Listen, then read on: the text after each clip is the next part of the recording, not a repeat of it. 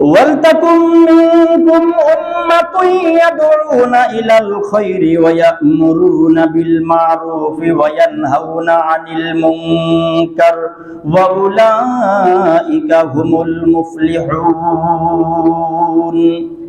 মানুষ দুনিয়ার কাজ করে, যে যা করে প্রত্যেকটা কাজের ভিতরে সে সফলতা পাইতে চায়, কি ঠিক না?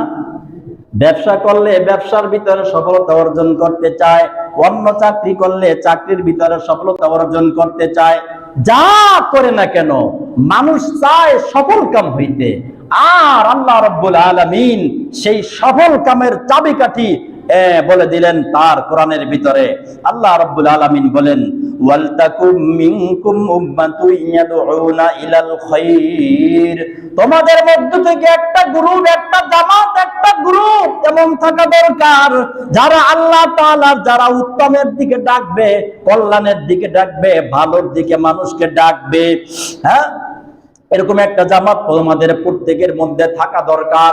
তারা সেই জামাতটা কি কি কাজ করবে? বিল মারুফ, ইয়া'মুরুনা বিল মারুফ, তারা সৎ কাজের আদেশ করবে। ওয়া ইয়ানহাউনা আনিল মুনকার, অসৎ কাজে বাধা প্রদান করবে। আল্লাহ বলেন, আমাদেরকে উৎসাহ দিলেন, তোমাদের ভিতরে এমন একটা সম্প্রদায় থাকা দরকার যে সম্প্রদায়টা মানুষকে সৎ কাজের আদেশ দিবে, অসৎ কাজে বাধা প্রদান করবে। এরকম একটা গ্রুপ, একটা শাখা, একটা সম্প্রদায় তোমাদের প্রত্যেকের মধ্যে থাকা দরকার। তার মানে হচ্ছে এই মসজিদের মধ্যে এরকম একটা গ্রুপ থাকা দরকার, ওই মসজিদের মধ্যে এরকম একটা গ্রুপ থাকা দরকার, এই গ্রামের মধ্যে একটা গ্রুপ থাকা দরকার, এই দেশের মধ্যে একটা গ্রুপ থাকা দরকার। তারা শুধু মানুষকে কি করবে? কল্যাণের দিকে ডাকবে। সেই কল্যাণ কি? আল্লাহ তাও বলে দিলেন, সৎ কাজের আদেশ দিবে, অসৎ কাজে বাধা প্রদান করবে। যদি তোমরা এই দুইটা কাজ করো, উলাইকা হুমুল মুফলিহুন, যারা এই কাজ করবে তারাই সফল কাম। তারা কি? সফল কাম। একথা বললেন কে? আল্লাহ। একথা বললেন কে? আল্লাহ। বান্দার কোন কাজে সফলতা, বান্দা কোন কাজে সার্থক হবে, বান্দা কোন কাজে ব্যর্থ হবে, এই কথা আপনার আমার সকলের থেকে ভালো জানেন কে? আল্লাহ। আল্লাহই বলে দিলেন, যেই উম্মত, যেই গ্রুপ, যেই সম্প্রদায়, যেই শাখা মানুষকে কল্যাণের দিকে ডাকবে, ভালোর দিকে ডাকবে, মানুষকে সৎ কাজের আদেশ করবে, অসৎ কাজে বাধা প্রদান করবে, আল্লাহ বলেন তারাই সফল। তারাই কি? যদি এই কাজ না করে বিপদ কি আসবে?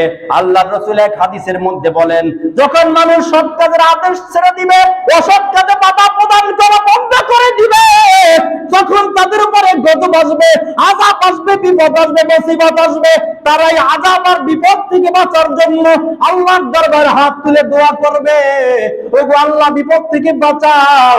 আল্লাহর রাসূল কসম করে বলেন, তাদের এই ডাক আল্লাহ শুনবেন না, তাদের দোয়া আল্লাহ কবুল করবেন না। মিয়ানমারে যখন হামলা হইল, আক্রমণ হইল, কোন মসজিদে দোয়া না হয়েছে বলেন তো? দোয়া করছি কি করি নাই? ইরাকের সময় 2003 যখন হামলা হলো, কোন মসজিদে দোয়া না হয়েছে? কোন ইমাম, কোন পীর, কোন মুরিদ, কোন হাজি, কোন সুফি, কোন দরবেশ, কোন তাহাজ্জুদ গুজার দোয়া না করছে, কিন্তু দোয়া কবুল হয় নাই?